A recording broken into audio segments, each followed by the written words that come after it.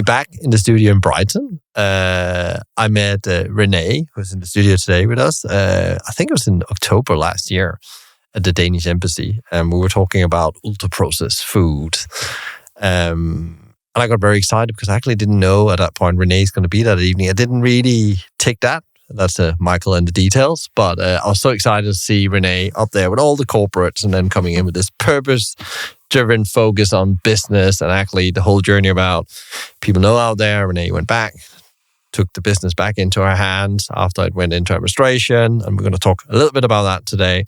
But of course, we're going to talk about the journey as a purpose-driven leader, which I think is the show is all about, and actually how you actually build a company that actually succeed over a very long time, over decades, and how do you build culture. And then we're going to talk about self-care as well, because we live in a time where there's lots of pressure on us as leaders. And then, also want to talk a bit about the food system at some point. It come in. Probably I'll just mention the word ultra-processed food.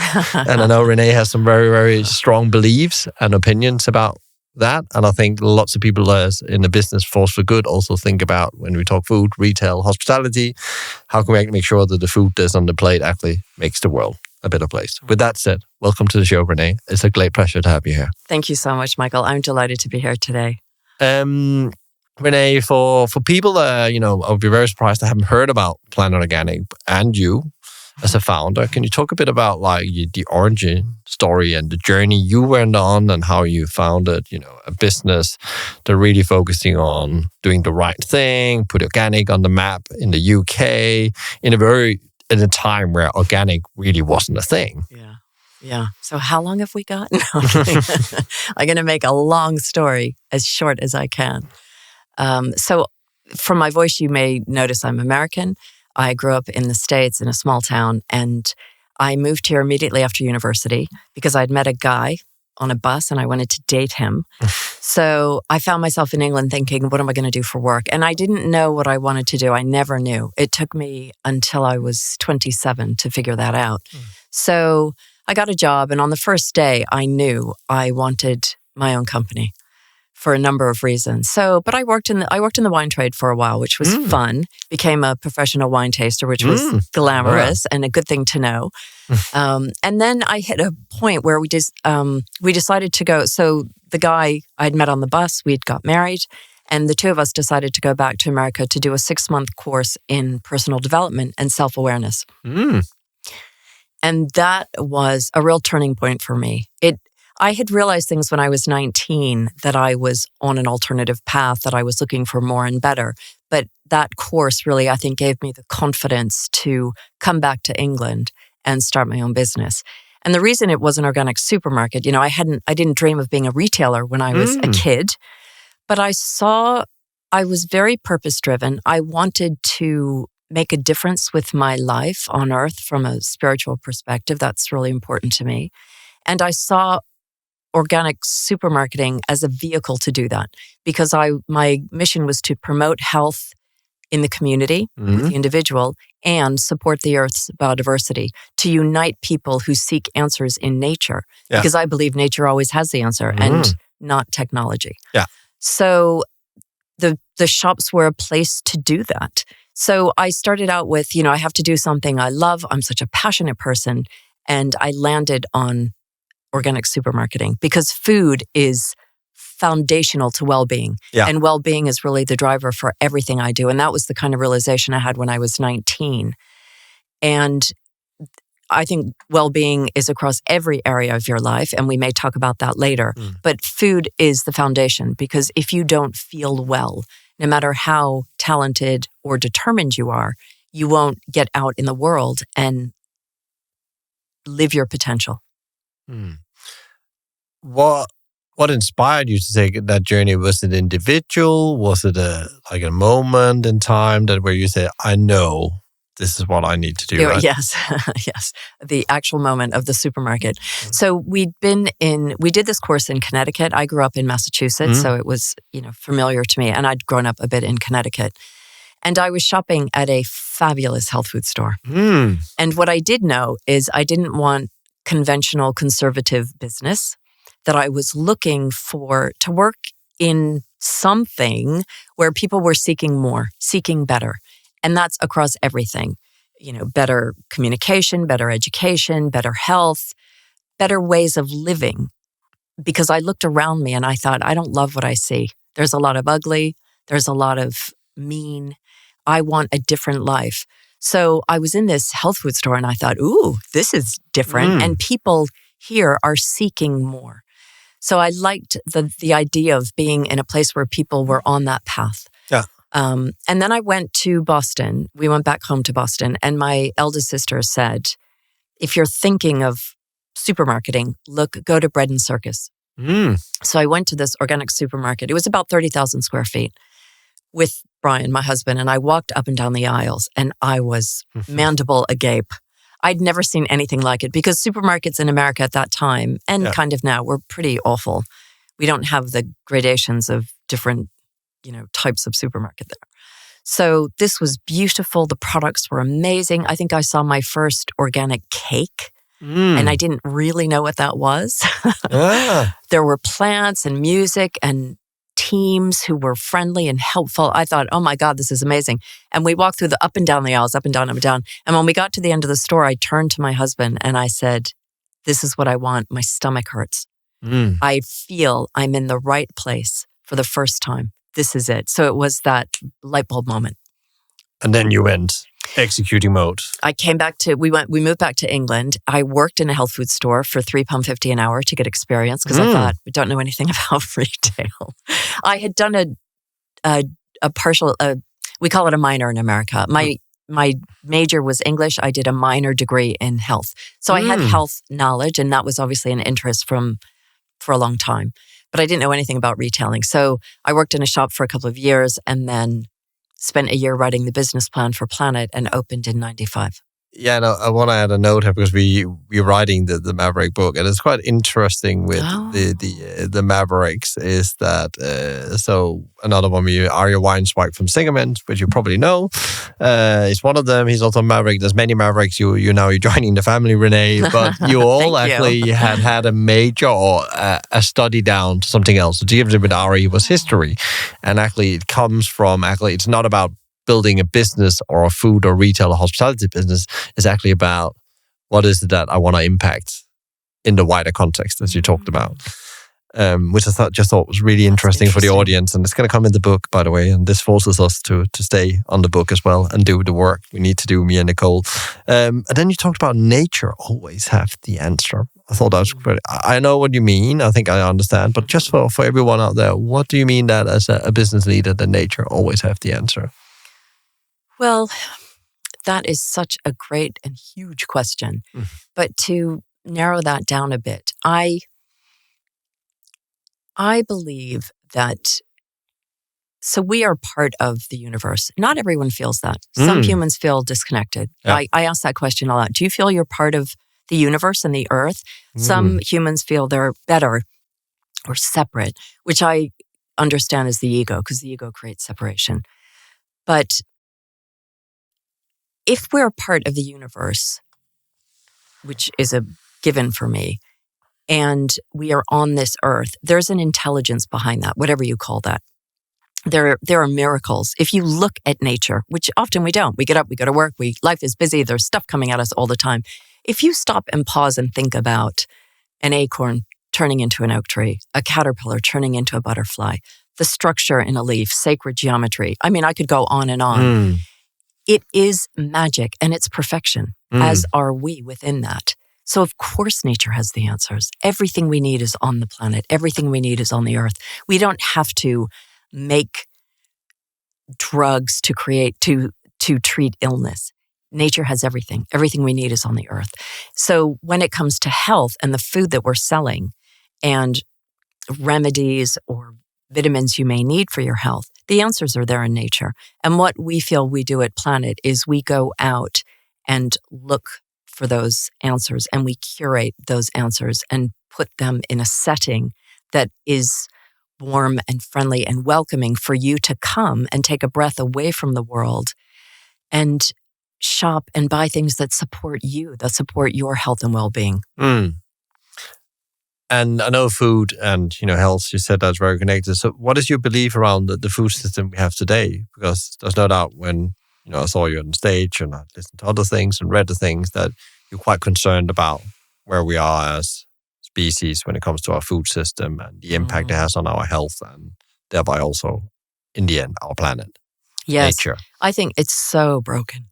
It's so broken. The farming system, the drug culture, the pharmaceuticals, biotech, farming with chemicals, ultra-processed foods. It's, if you really stop and think about it, which I do, a lot of people don't, and I understand that. I am on another planet. It's a mess. I think it's a train wreck. And the people who have awareness around that and are actively seeking out better foods to support their well-being are really smart. But I think you have to navigate through a lot of crap out there. I think if you looked in a big supermarket, and I would love to do this, and laid out everything they sell and look at what is actually healthy, as in it's not causing damage to your body, a lot of the food they sell is, or it's not having a neutral effect. It's actually having a positive nutritional impact on your body and well-being. I wonder what that percentage would be. I think it's quite small. I think you're talking about probably about 20%. That's exactly what I say.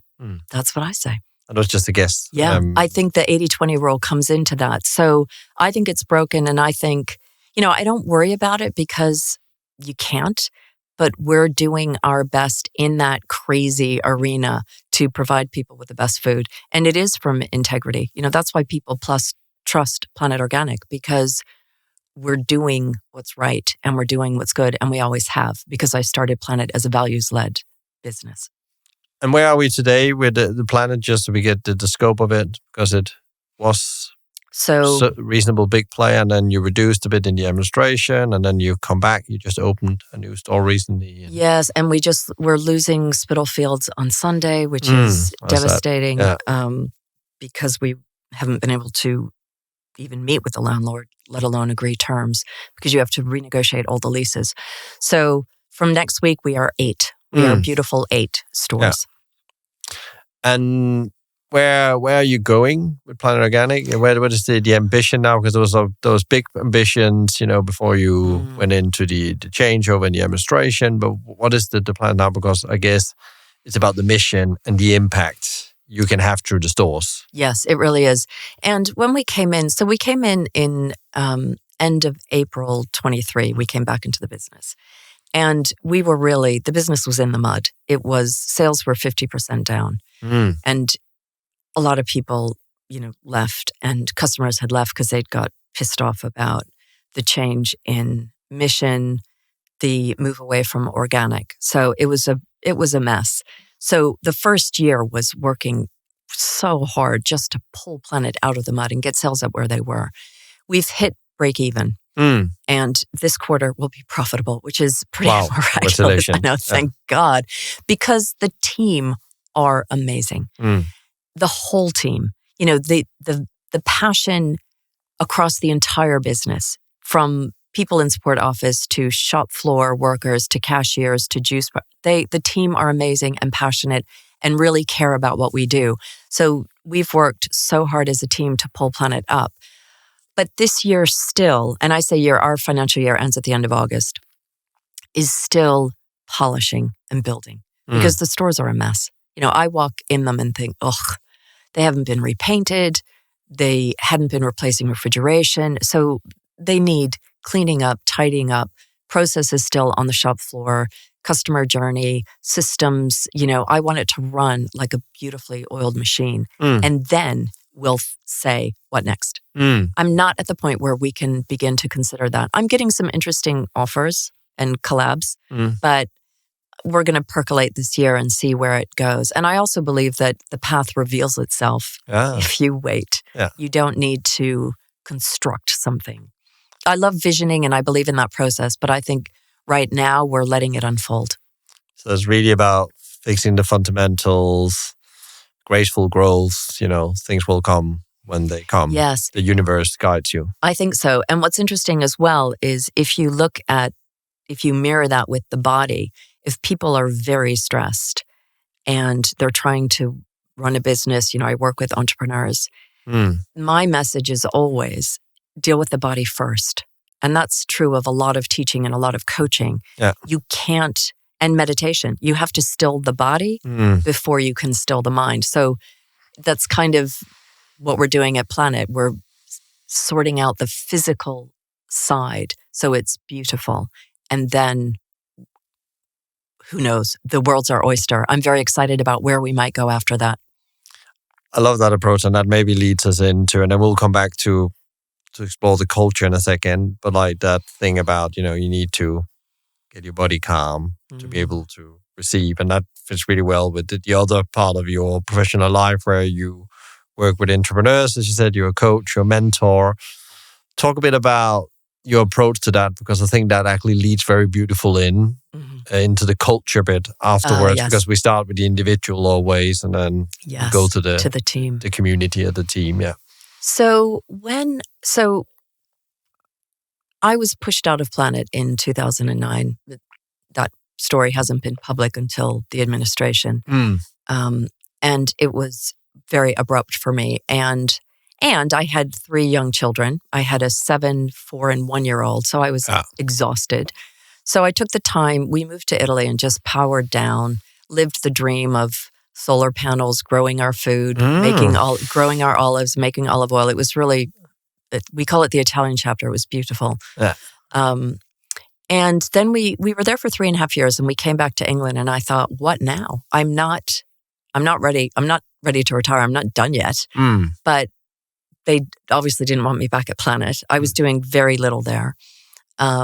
So I started doing public speaking, and that took off. And from that, women primarily would come up to me after the speech and say, will you mentor me? And I was like, no, I don't even know what that is. Some NED roles would be nice, but I don't know what is that.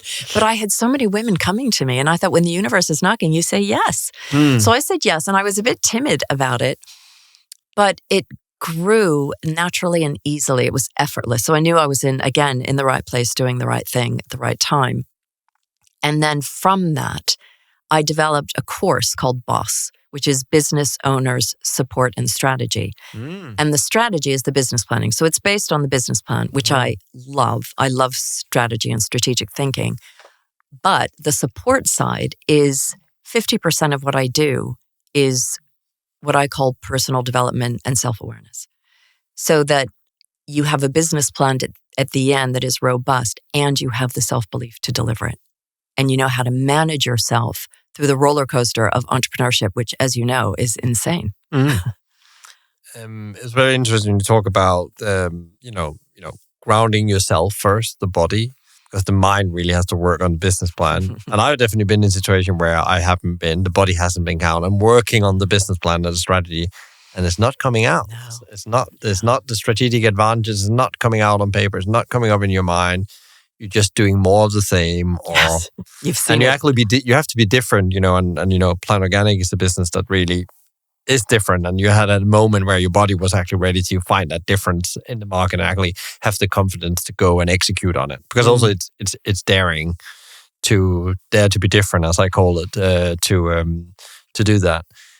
And how is your work then? Because I guess that's when you went back in your younger years, you took your own self-development. That's often what happened. I similar journey, went and a teacher actually at university, and he had freedom to do a session, and we did Stephen Coe's 7 Habits of Highly Effective People. And I can remember I was like, no way, this is just so soft. I'm not going to participate in it. I was very much like that the first one. And then I saw that picture they have in Stephen Coe of either you see the young beautiful woman or the old lady. I thought that was really what captured me on my own self-development. I can remember that. I was sitting in the classroom, and then he got something in me. And then that's one of my favorite books. But actually, that often takes you off and go on a journey, and that's actually inform how you think about your own life, but also how you do culture and so on. So how would you say that approach to, self-development, self-care, taking care of the body and then the mind fits within when you make and build culture within. Yes, and in a business. Well, it's interesting because there's a 2-part answer to that. The first part was when I started Planet, I very much, so I'm not I always say I'm not a Harvard MBA. I'm an English major. I didn't really know about business. I'm not a business person. I don't see myself as that. It took me a long time to call myself an entrepreneur, partly because it's a French word that I couldn't pronounce. But I thought I want to do business the way I want to do business. And that is feminine. It's loving and caring and nurturing. And I know people say those words now, but in the 90s, that was really unusual. And B Corp didn't exist, but I knew that I wanted to do good business that was values-led. And the funny thing was, I was actually talking to my mom about Planet before we opened. And she said, and she didn't really work. She was a homemaker, loved her, wonderful woman, but she didn't really work. So when she gave me this advice, I was like, where did she get that? But she said, Renée, are you scared of being a woman in a very male environment, UK supermarketing? And do you think you have to change your behavior and be pushy or aggressive or masculine? And I thought, well, I wasn't scared, but I am now. Thanks, Ma. And I said, oh, maybe. And she said, don't. She said, use your femininity as your strength. And it was like, because she was my mom, it was like she gave me permission to lead with that softness. And of course, I am a powerful woman and I can be quite, in your face if I need to be, not less and less as I get older, but I was feistier when I was younger. And I thought, okay, I'm going to create a very different kind of business. And I did what made sense to me. I like things that make sense. When I look at chemical farming, it doesn't make sense. Why would you do that? When I look at ultra-processed foods, it doesn't make sense. So my mom gave me permission in a sweet way for me to create business in that way. And at the time, we were very committed. We started off very committed to organic. It was an organic supermarket. And I was very close to the Soil Association. And they were using words at that time. They were saying, respect the soil, respect the plant and the animal and the person. And for me, that was magic. I thought, oh, of course. It makes so much sense. It's perfect. It's beautiful. And then I thought, I'm going to use that at Planet. And we're going to respect that and the farmers and our producers and our suppliers and the team and our customers and our professionals, because relationships are so important. It's a relational industry. And then I thought more about that. And I thought the flip side of respect is trust. They go hand in hand. They're almost two sides of a coin. And that is built on good communication, which I could talk about all day. So I created what I call and teach now the sacred triangle of relationships, which formed our MO at Planet Organic. And I framed values in three ways. First is non-negotiable, which is our product standard. And we have the highest product standard in the country. Second is aspirational values, where you can't do everything you want to do because there's a tension between values and commercial reality, because we say we're values-led and commercially driven. And that tension is fine, but you'll get there. You just can't do everything at once. You can't afford it. Oh. And third is values through your MO, through your being with a capital B while you're doing, who you are in the business of all the doing. So the basis of that was the sacred triangle of relationships. So that was foundational to starting Planet and running Planet. I'm bringing that back in now. But the other part is about when you say care of the individual, I talked about Boss, which is the first course I started. I now teach a course called Be Yourself, which is the most important thing in life. And the premise is know yourself, be yourself, manage yourself. Because managing yourself is as important as the other two. And this course it's a year-long course of transformational development based in well-being and based on 6 spheres. I referenced earlier that well-being isn't physical and mental. It's everything in your life. It's physical, occupational, psychological, economic, social, and spiritual. If your finances are out, you can be arguing with your wife. If your leg is hurting, you may not feel great at work. Everything is interconnected. So I teach this course to groups, individuals, partners, married couples. And I'm taking the senior team at Planet on this course, which is like eating candy. So it's about the individual, and that then creates a stronger team, which creates a more successful business. So I love this work. The 2 courses I teach, I always describe as the work of the heart. Yes, it's about business, but it's really the core of what matters, which is the individual. And I guess I always say culture can't be, you of course you can define it and you can write all these things on the wall. You can make a book of culture. You can recruit for it because then you're recruiting for this behavior, you say. But really what you're talking about is also you need to go and teach it, culture. And that's what you're talking about as an example with the leadership program here, which I think is really beautiful. And I just want to say to the audience now, that's really where culture really becomes really sticky in a way, because then it becomes every individual feels they contribute in some kind of way. And it's not about the words or respect or what it is. It's actually a feeling. Yes. And it's not easy to do, in a company with 260 people and people in stores that need to be open and need to have people. So I'm figuring out how to take this forward. But the other really interesting thing is when I created that 3-tier value system, when I started Planet, I made that up. I did it deliberately and wove those values very carefully through the business because I thought at some point we would sell and Planet would grow big, and I wanted to ensure that the values remained. I didn't think I'd be pushed out. But anyway, when I went back in, what was astonishing to me is people working across the business who I didn't know, who I'd never met, greeted me the first day I went back and had those values. And it was I was crying, they were crying, there was hugging. People were saying, this business is such an inspiration. I came here because I thought you were here, on and on and on. And I thought, oh my God, it worked. I did. I wove them in, and you weave them in. And this is part of the business planning. You weave them into the induction, to training, to, it's part of your language. So yes, it is integral. It goes through the whole business, but it is about telling that story as well. How is your view on how you involve the culture as a business grow from 1 shop in your case now to 8, and through all the transition that's been through? How do you, a bit like a garden after, how do you weed it, evolve it as the founder? And it's interesting because it's not where I want it to be now, having been out of the business and the culture changed. Yeah. So I'm thinking of that at the moment, but you can do work across the whole business in terms of induction and training. But really, what I want to know is that the senior team, the store managers understand that culture. So they are passing that through the business. Because obviously I can't be everywhere. I can't talk to everyone. No. I've reduced my days this year from now. I'm doing less. So it's about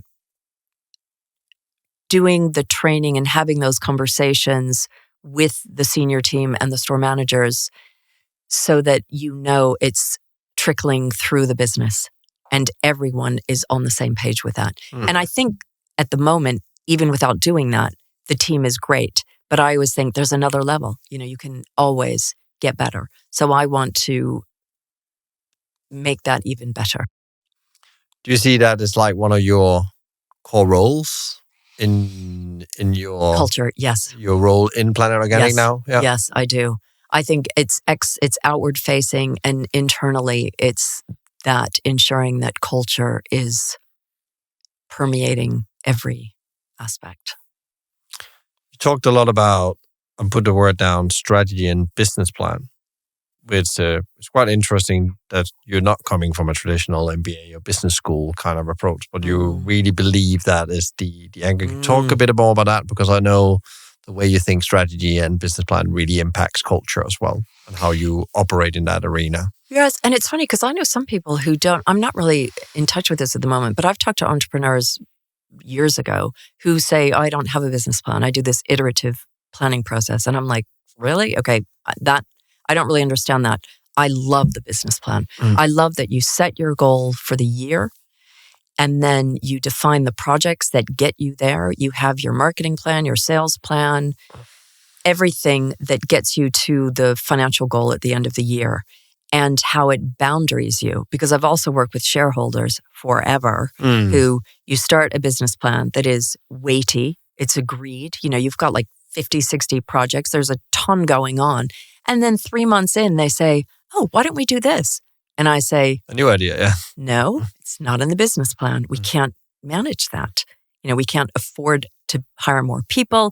So it boundaries you and it keeps you focused. And yes, sometimes you deviate from that plan, but you have to give it really careful consideration. So I like the framework, and the order that comes from that. Because if you have the goal that trickles down into the projects, that trickles down into the next actions, you know what you're doing every week to get you to that target at the end of the year. And the discipline around finances as well. So you're looking at, but it's not about the numbers. People go way too much about the numbers. And when I say business plan, I don't mean numbers. I mean values, customer, competition, brand, marketing, team, sales. It's everything. And when you look at the sales every month and think, ooh, that was awful. What other levers do I need to pull? And it's all the other projects that you're working on. Or when sales are going well, gosh, what's going well? And you're really close to the business through the numbers, but the numbers aren't the answer. They're the result. Yeah. They are the, they're not the lead, but they are the outcomes. I've worked with people who've just worshipped the numbers. And I say, that's not where it comes from. It comes from the creativity of everything else. How do you make these plans in Plan Organic? Are they written down? Are they simple overviews? Or how much effort is there put in? There's a massive effort going into the annual business plan with, because my husband and I went back in the business, we did the first one together and we did the second one. So the year starting in September. But for the year starting in September, we had an MD, Mark Broomfield, who started with us in May, which is a dream. And we did that plan together and he then led on that, which is fantastic. Yeah. So, and then it's written down, it's presented to the senior team. It trickles down to the stores because we have fabulous financial team and the finance manager does all the numbers. He's been in the business for a long time and there's a P&L for each store. And then there's an overall P&L. It's very, very sophisticated on the numbers, but as a reporting, but all the projects and the goals are written down in the plan and shared. You mentioned that it's shared. How do you involve the team? Because I guess the people lays out by the shelf, the last employee that touched the customers. How do you get them involved in that? Because I guess that's really where the execution in its detail comes. in the final moment. Yeah. And that comes through the store manager and the duty managers who are brought into the vision of the business plan. And then every week, we report to the whole company how we're doing. We talk about sales and margin and wastage and wage bill, and so that people know where we are, because otherwise someone working on the shop floor has no idea the impact that they're having and how well it's going. But we publish that information weekly. What would you say if I go up again in entrepreneurs, the leader of the business level, and say, what is now the Plan Organic? What is your strategic argument in the market? Because it's a very different market now since you started out. As you came back, what kind of positioning are you seeing? Where are you adding value that you see is not created in the market? Because that's often where the counterintuitive we talked about before really comes to play, and where you strengthen your business and become relevant to consumers. Yes. And that obviously is a focus of the business plan. So we're looking at what are we doing differently? What are we doing better? What's our USP? And we are the organic specialist. We are the health food authority in the marketplace. How does that then translate onto the shop floor? So we constantly are working our way through every range in the store because we have so many.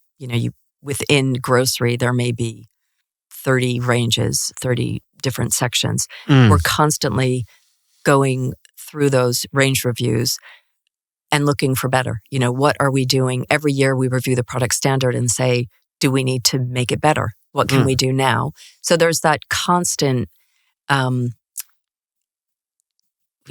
reaching for better and more. But then also within that, we're saying what next in terms of health, what next in terms of nutrition. And when you referenced us moving the store. So we opened a new store. We had to move our flagship down the road because, again, the landlord wouldn't talk to us. And in that store, we have launched an adaptogenic drinks menu. So we've always done, we were the first to launch wheatgrass juice, and we did organic coffee and juices and smoothies and.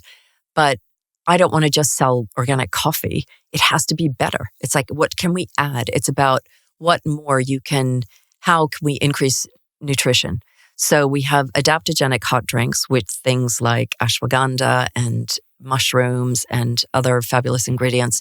And in our smoothies, you can also add in a range of health-giving additives from CBD to some of the other ingredients I just referenced. So it's taking the market forward. It's, leading.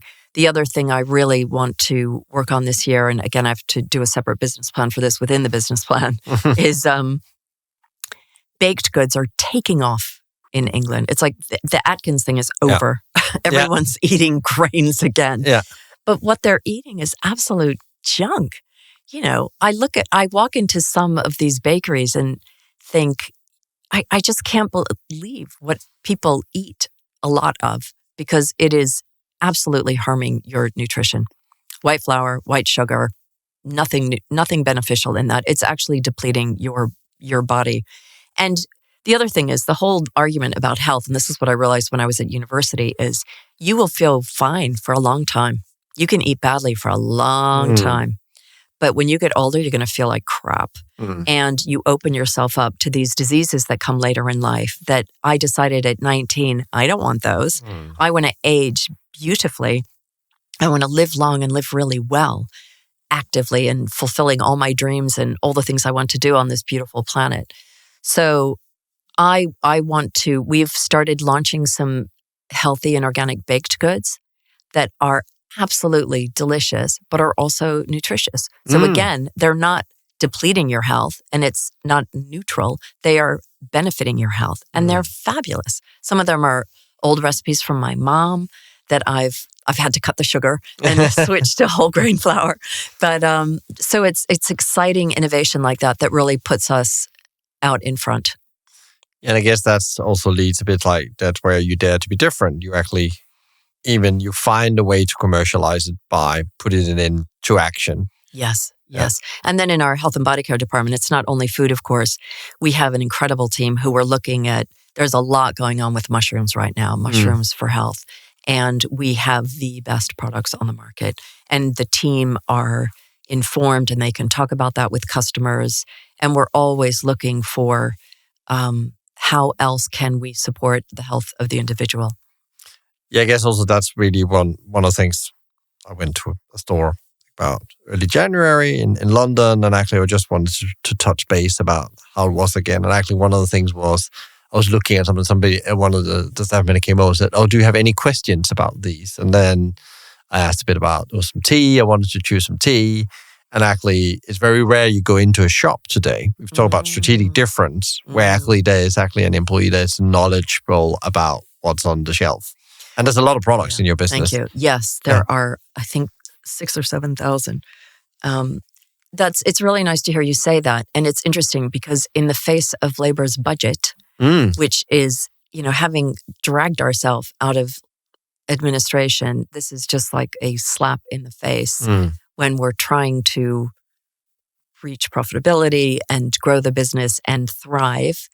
That is costing us a lot of money. And we are not reacting by letting people go or putting our prices up. We are maintaining our commitment to our values. We are maintaining our levels of team on the shop floor. That's our intention going forward. We keep that the number of people in the shop is critical to that service. I walk in stores now, I can't even find a shop assistant. Yeah. So keeping our team and putting our prices up as we would normally, not, if prices come up the food chain, but not whacking our prices up to cover this cost from the government. Yeah. So, and we're really committed to that, but it's tough. It's a tough economic climate. Are you then what you're saying is that you're investing in mastery within those teams as well, so they become... We do a lot of training. Yeah, we do a lot of training. We have, suppliers want to come in and talk to the team, specific products, general themes around organic, that kind of thing. But it's constant training. And our training is, we take everyone on an organic farm walk, which is just magical. It takes a huge amount of time and energy. And I think our training is okay. I have ideas for it to be phenomenal. But again, it takes time, it takes money, it takes organizing. Yeah. But that's what I love about this game. You can keep getting better and better and better. The 1%. Yes. Every day. Adds up. How do you see, because you're choosing the purpose-driven way, and I talked a bit about, I was a bit disillusioned. I found it really hard last year to keep on the journey, keep on the mission as a founder, because you just see all these challenges around. And in principle, what it comes down to, you just talk about Labour's budget, it's just getting harder and harder to actually have the headspace to do the right thing. You actually push down to the basics sometimes. Yes. And have to make some really hard choices as an entrepreneur. How do you see that, because there's been a really good push, I think. There's been really positive things happen. And now it feels like there's a bit of inertia. Yeah, you want to do the right thing, but I can't do it. Or how do you see that as a founder and the way forward? How do you deal with that? Frustration or... Yes. And the systems in principle. Yes. And it's also interesting because I see, cocoa prices are going up, cacao and cocoa butter, and it's getting very hard to afford. And sometimes you have to make a swap to another ingredient. And certainly, I expect those conversations might be coming. But I think sometimes you may have to compromise in the short term to get through these tough times. I think being open and honest about that is critically important, and knowing that you'll get back to where you want to be.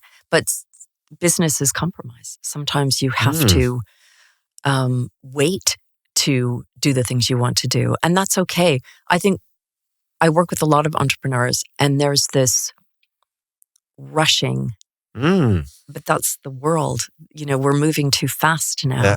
And I'm always saying, slow down. One of my mottos is don't rush, because when you're rushing, you're not in awareness. And I often say to them, how long do you want to do this? And I work mainly with women, and women often, this is a generalization, but they take the long view. I want to do this until I retire. I want to do this alongside the life I want to create, not I want to build it and sell it. Some do. So I say, look, you've got 30 years. You've got 40 years. You may have 50 years. Take your time and enjoy the journey. So you don't have to do everything at once. You don't have to do everything right from the beginning. That creates a lot of anxiety. So just go for that aspirational value, direction of travel, and enjoy the ride. I love that, because then you're back to what I call graceful growth. And actually sometimes as founders, I forget this myself, actually, you are on the mission, and sometimes the things you do may be changing the mission, but you're still on your life mission, and it may be expressed in different ways. Yes. I talked with a friend. It's not a straight line. Not a straight line. I talked with a friend the other day, and he was very much like, if I'm not doing this, if I'm not CEO of this business anymore, and I have to go and do something new, then I don't know if I've succeeded, because it's a difficult time, and he might need to leave a business behind. And I said, you're still on the journey. This was part of the training ground. That was you 2.0. Yes. Now 3.0 is coming, and how are you going to leverage that? And then maybe called and done under something else, but your core mission hasn't changed. Your identity hasn't been taken away from you. It's just a business, just a product. Yes, and sometimes awful things happen. Yeah. And I think the important thing in that time is, A, not to start a pity party. Poor me, why is this happening? I've been through awful things, and I never went into that space. 2, decide who you want to be all the time, but in particular as you go through difficult times. And C, trust and surrender. Aren't you always okay? Do you arrange things for yourself? No, you're not in control of anything. Trust what's going on, surrender to the journey, and you'll know in the future. When I was at the worst time in my journey at Planet, which was a couple of years after we opened, my partner tried to take the business away from me. Mm. I thought, this is awful. It was terrifying. I was in the amygdala, I think, for 14 months. I knew that in the future, I would look back and say, I can see a clear path leading me to where I am now. I knew I would understand in the future because everything that happens is for your learning and development. Everything. It's not punishment. It's not, and you don't have to find the meaning. My old partner used to say, stop making everything mean something. Yeah. Just take the learning and move on. Take the learning and move on. And as humans, we attach emotion to that. So we say, oh, that was a success. That was a failure. No, you do a lot of stuff. You try a lot of stuff. Okay. It's a crapshoot. Some stuff works and you say, I'll take the learning, which is I'll do more of that. But you call it success. Some things don't work and you take it as a failure and we get emotional about it. Take the emotion out. It's all learning. Do you think that the experience you had where you were actually pushed out of the business at some point and actually you couldn't talk about it, it was not really in the known, but you just had to move on with your life and I guess also it's like losing a bit of your identity. I'm doing this every day, suddenly I'm not doing it. Bam. And I'm off to Italy. Yeah. That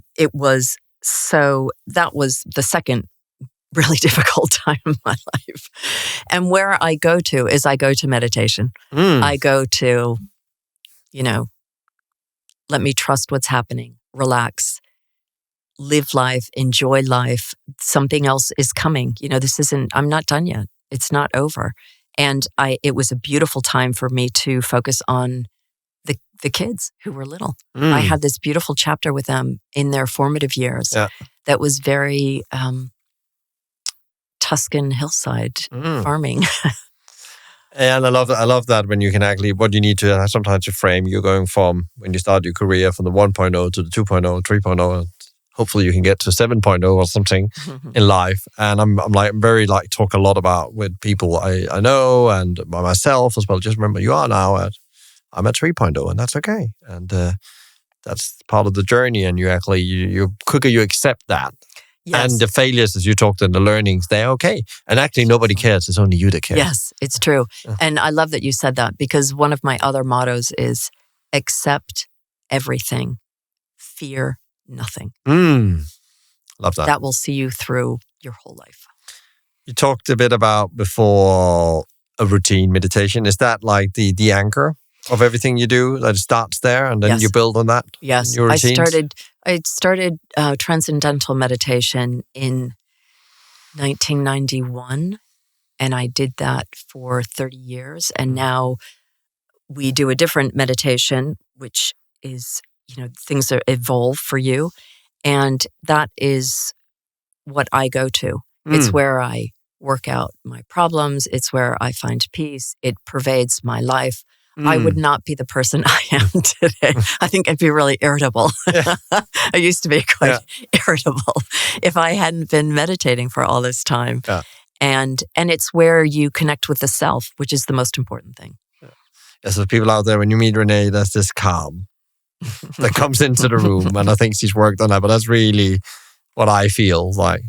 And that's something I work on myself. I'm not very calm, but people say to listen because I just have too much energy. I'm actually trying meditation, but I'm struggling. I found my own way to do it. I do walking meditation, and it works really well for me. Nice. What has been your biggest lesson as founder, leader, coach, mentor, human the last couple of years? I think the most important thing is to trust yourself. And when I say that, I mean your heart, your intuition, your gut, whatever you call that, the small, still voice, not your head, not the thinking mind. The answers are in your heart. I believe you come onto the earth with everything you need in your heart to live your purpose, just like everything else in nature. The acorn knows what to do. It doesn't think, do I put my leaf out first and my root down? They have that intelligence, as do we. The bird knows how to build the nest. We are part of nature. Why would we be any different? Because a lot of people think, I'm not enough. That's a very human condition. Of course you are. You're part of nature. Why would you be the exception to this incredible, miraculous creation? So trust your gut. The times I haven't are when I've made colossal mistakes and took the learning from that. But I really believe to do this beautiful business that you're doing, because I know there are a lot of business owners listening, or to live your life, your individual life, you have all the answers inside of you for yourself, for your children, if you have children, for your business. And yes, sometimes it's great to canvass the opinions of smart people, but at the end, do what feels right, because that will always put you in the right place. You have everything inside of you. I love that. And actually spending time finding out what that's inside, as we talked about in the beginning, is really critical. Finding that foundation.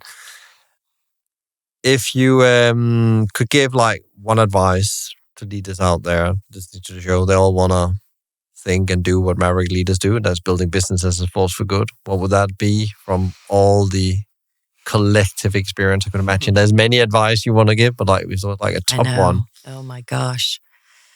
Well, I've said a lot of things such as trust and surrender, accept everything, fear nothing, trust your gut. And I think also within that, trust in the unfolding of life. I really believe you have a path. And you don't actually make a lot happen. Yes, you work hard and you align your intention. I'm not saying you sit on the sofa, but you don't make the sun come up. You can't even grow your fingernails. Let's face it. There are things happening around you. Trust in the unfolding of your life and have fun. Because if you don't, if you're killing yourself in your job and you're hit by a bus in 2 months, you'll be really pissed off. Yeah. If you're not enjoying the journey, and I know it may sound like a very basic, obvious thing to say, but I know a lot of people who aren't, who are so stressed and worried. So enjoy the journey. I think the greatest lesson I've learned in the last couple of years in business, going back into Planet, is I now live without worry, without stress, without anxiety. That is a game changer, because then everything is fun. I enjoy everything. It's not that it isn't hard sometimes, but I don't get caught up in that. I don't get thrown off my game. It's what's in our control and not in our control. Really back to the whole Stoic philosophy about accepting what's not in control. And also in the world we live in now, and we're not going to dive into that because then we need another 6 hours. All the dimensions that's going on. People know what I'm talking about. Politics, the world is moving, climate, and so on. We need to center ourselves so we can actually get in connection with nature, so we can find the answers. And I think just one more thing, because I've talked around that stuff the same, but I think also fundamental within that is care of self first. And that is that, because that encompasses everything.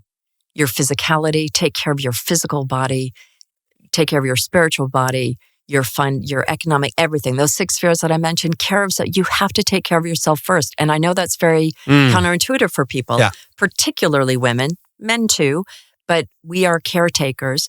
But if you don't take care of yourself first, you cannot sustainably show up for everything and everyone in your life. And I have to remind myself that all the time. As a wife, mother, entrepreneur, I want to take care of people. But I have to fill my cup first. Otherwise, I'm pouring an empty pitcher. I think also the world is almost, with the amount of information and request for us, it almost tells you can't say no. And actually coming back to what I practice a lot the last week, how do you say no without actually missing out in a way? Because we think we're going to miss out because we have all this information that's coming from social media, blah, blah, blah. And it's like training. That's one of the most powerful things to train in this AI world. If you were, is there a book you think people should go and read, a podcast they should listen to, a resource that's really informed you in the way of like taking self-care and actually become a better version of yourself? I think it's hard to narrow it down to one thing. If you said one practice, I would say meditation, whatever kind works for you, because that stopping and just being with yourself is very important and powerful. There's a book I'm going to throw out because I think it's really important, because so many people are in anxiety. And if I said to you, if you were stressed now and I said, Michael, put your hand where your breath is, it would be up here in your chest. which means you're operating from the amygdala, which is here on the back of your head. If you drop the breath, which takes a couple of minutes, into your belly, you oxygenate the prefrontal cortex, where the thinking mind is, where you can actually find solutions, and then you can go into the creative center in yourself. Yeah. So there's a book that's insane called Breath, The New Science of a Lost Art by James Nestor. Yeah. And that, we don't know how to breathe. It's the most basic, fundamental book. And you can use the breath to relax yourself. Obviously, there are amazing people teaching breath work, but it's the simplest thing to take a few moments and drop the breath. But this book is crazy, crazy good.